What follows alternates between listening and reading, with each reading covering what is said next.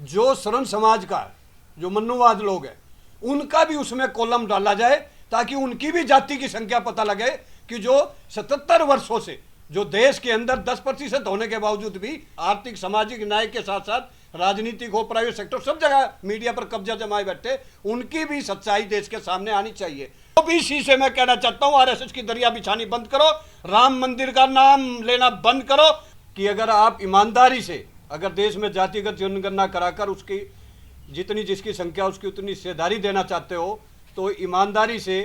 SC ST के साथ OBC वर्ग का भी कॉलम होना चाहिए। आप एक तरफ तो जो है ओबीसी की बात करते हो और दूसरा सुप्रीम कोर्ट से उसका आदेश भी पास कराते हो और उसके बाद तुरंत 4 आदमी 10 आदमी 100 आदमी रोड पर निकलते हैं और सुप्रीम कोर्ट उसको स्टे कर देता है। ये कहीं ना कहीं राजनीतिक फ्रॉड और राजनीतिक षड्यंत्र के तहत हम ओबीसी के लोगों को बांटने का काम कर रहे हो, ओबीसी को बेवकूफ बनाने का काम कर रहे हो।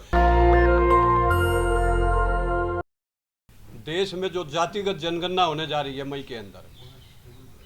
प्रमुख मुद्दा उस प्रोग्राम में महाकुंभ के अंदर जातिगत जनगणना के अंदर जो एससी एसटी के साथ जो सरकार ने अभी तक ओबीसी का कॉलम ना देकर उसको अन्य का कॉलम में डाला गया है, तो वी द पीपल और तमाम संगठनों की और तमाम 90% डायमंड वर्ग की ये मांग है कि अगर आप ईमानदारी से अगर देश में जातिगत जनगणना कराकर उसकी जितनी जिसकी संख्या उसकी उतनी हिस्सेदारी देना चाहते हो तो ईमानदारी से एससी एसटी के साथ ओबीसी वर्ग का भी कॉलम होना चाहिए। और ओबीसी वर्ग के साथ साथ ओबीसी के अंदर जो 65 से 70 करोड़ हर देश में दूसरा व्यक्ति ओबीसी है, उसके अंदर ओबीसी के अंदर जो जाति आती है जैसे जाट है, गुज्जर है, सैनी है, जो भी ओबीसी में आता है उस वर्ग का भी उसमें कॉलम होना चाहिए। ये विद द पीपल तमाम संगठनों की मांग है क्योंकि आर्टिकल 15(4) ये बताता है लोकतंत्र के अंदर जब एससी एसटी के साथ ईसीबीसी का भी उसके अंदर प्रावधान है तो वो क्यों नहीं हमारे जो ओबीसी का कॉलम उसके अंदर डाला जाए। तो ये हमारी मेन जो प्रमुख डिमांड है कि उसके अंदर ओबीसी वर्ग का कॉलम डाला जाए। दूसरा हमारी ये मांग है कि ओबीसी वर्ग के साथ साथ जो शरण समाज का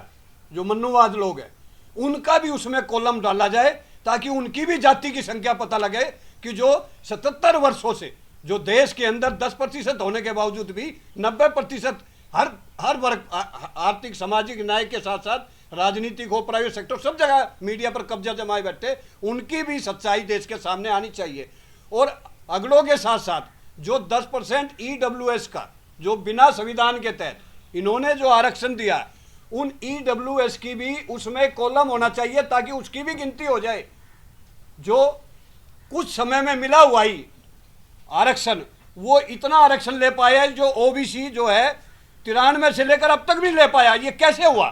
कहीं ना कहीं ये जो है हमारे साथ छल किया जा रहा है आरक्षण के नाम पर भी। तो मैं देश के सभी बहुसंघ समाज के संगठनों से आह्वान करता हूं कि 11 मार्च को कॉन्स्टिट्यूशन क्लब के अंदर आप भारी से भारी संख्या में पहुंचे। मैं देश के बहुसंघ समाज के सभी सांसदों से सभी नेताओं से कहना चाहता हूं अगर सही मायनों में आने वाले समय में दोबारा से लोकसभा में जाना चाहते हो तो इस आवाज को बुलंद करो और 11 मार्च को कॉन्स्टिट्यूशन क्लब में पहुंचकर जातिगत जनगणना के अंदर ओबीसी कॉलम और ओबीसी के अंदर जो जाति आती है उसका कॉलम भी डलवाया जाए ताकि ईमानदारी से ये जातिगत जनगणना हो। अगर ये अन्य के साथ होती है तो इसमें ना तो ये पता लगेगा कि ओबीसी वर्ग की कितनी संख्या है और ओबीसी के अंदर कितनी जातियां हैं, क्या उनके पास नौकरियां हैं, क्या उनके पास मकान है, कितना उनके पास शिक्षा है, कुछ नहीं पता लगेगा। यही सरकार चाहती है कि जाति जनगणना भी हो जाए लेकिन वो अन्य के साथ हो ताकि ये हमारे साथ धोखा ना हो, ये फ्रॉड ना हो। क्योंकि अगर अब की बार ये जनगणना हो गई और ईमानदारी से नहीं हुई तो ये 14 साल बाद फिर 2041 में जाके होगी। तो अब हम इतना वेट नहीं कर सकते, इसलिए मैं कहना चाहता हूं अपने लोगों से कि 11 मार्च को भारी संख्या में पहुंचकर इस महाकुंभ को कामयाब करें और देश में जातिगत जनगणना के साथ ओबीसी वर्ग का और ओबीसी जाति का भी कॉलम उसमें डाला जाए, ये हमारी डिमांड है। मुद्दा चल रहा है यूसीजी के खिलाफ। शरण समाज के लोगों ने 8 मार्च को वहां पर परमिशन के लिए लगाई थी, उनकी भी कैंसिल कर दी, लेकिन वो फिर भी सरकार के खिलाफ जाकर पूरे देश के अंदर यूसीजी के खिलाफ प्रदर्शन किया। क्या इस देश का 56 इंची सीना जो वर्ल्ड में अपने आप को कहता मैं सबसे ज्यादा ताकतवर हूं, क्या एक पर भी मुकदमा कर उसके खिलाफ जेल में भेजने का काम किया? अगर यही काम हम लोग 11 मार्च को जो हमारी परमिशन कैंसिल करी है, अगर यही विदा पीपल के लोग अगर वहां पर पहुंचकर प्रदर्शन करते तो हमारे पर मुकदमा बना दिया जाता। तो ये हमारे साथ धोखा किया जा रहा है। मैं देश के प्रधानमंत्री को कहना चाहता हूं, देश के गृह मंत्री को कहना चाहता हूं,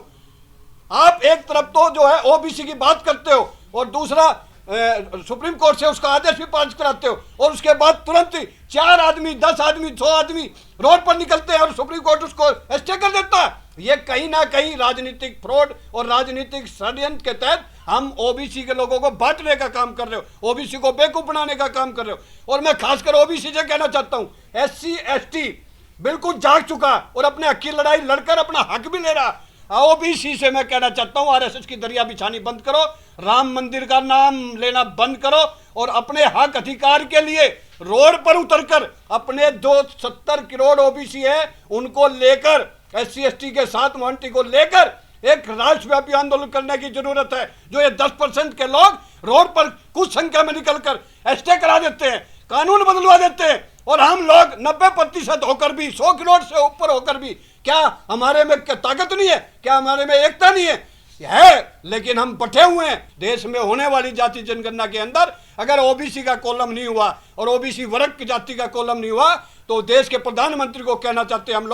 हम लोग रोड पर उतरेंगे, इस जनगणना को बिल्कुल नहीं होने देंगे। अगर यह जनगणना हुई तो पूरे देश का 100 करोड़ लोग एक एक आदमी रोड पर उतरकर जहां जहां भी यह जनगणना होगी उसको रोकने का काम करेगा। इसलिए मैं देश के प्रधानमंत्री को कहना चाहता हूं कि जाति जनगणना के अंदर ईमानदारी से पिछड़ों की भी, अगड़ों की भी, EWS की भी सबकी जनगणना कराई जाएगी और जो जिसमें आर्थिक सामाजिक न्याय जो कमजोर हो उसकी योजना बनाकर उसका लाभ देने का काम करे। ये हमारी डिमांड है। धन्यवाद। जय हिंद, जय भारत। दस्तक की आपसे गुजारिश है कि अगर इसको बचाना चाहते हैं तो नेशनल दस्तक को सब्सक्राइब करने के लिए रेड कलर के सब्सक्राइब बटन को दबाएं, फिर बेल आइकन की घंटी दबाएं। नेशनल दस्तक को बचाने के लिए बहुत जरूरी है कि हर खबर को शेयर करें, लाइक करें, कमेंट जरूर करें।